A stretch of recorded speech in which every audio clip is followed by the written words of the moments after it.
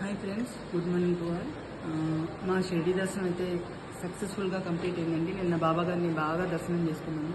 చాలాసార్లు దర్శనం చేసుకున్నాము. అటు నుంచి అటు చూపించినప్పుడు వెళ్ళామండి. ఇవన్నీ వీడియో క్లిప్పింగ్స్ తీశాను, ఎడిట్ చేసి అప్లోడ్ చేస్తాను.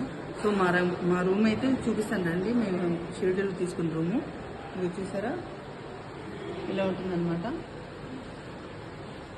కింద బాబా గారి విగ్రహం ఉంటుంది.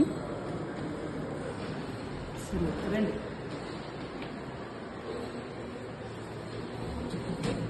సో ఇదే మేము తీసుకున్న రూము, సూట్ రూమ్ అనమాట. ఇది ఇక్కడ ఒక డబల్ బెడ్ వస్తుంది. సో ఇది మేము ఒక రూమ్ అనమాట. ఏసీ అనమాట. ఇది ఒక రూము, ఇది వాష్రూమ్ అనమాట.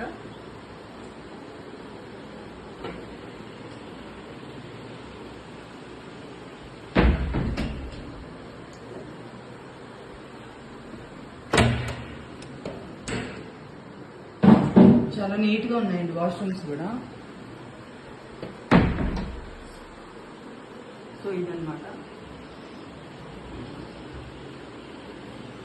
చూసారా, వర్షం మాత్రం బాగా పడుతున్నాయండి. ఇక్కడ మహారాష్ట్ర సైడ్ వర్షాలు బాగా పడుతున్నాయి. సో చూసారు కదండి, ఇదేనండి. సో ఇప్పుడు మేమైతే రూమ్ వేకేట్ చేస్తున్నాం.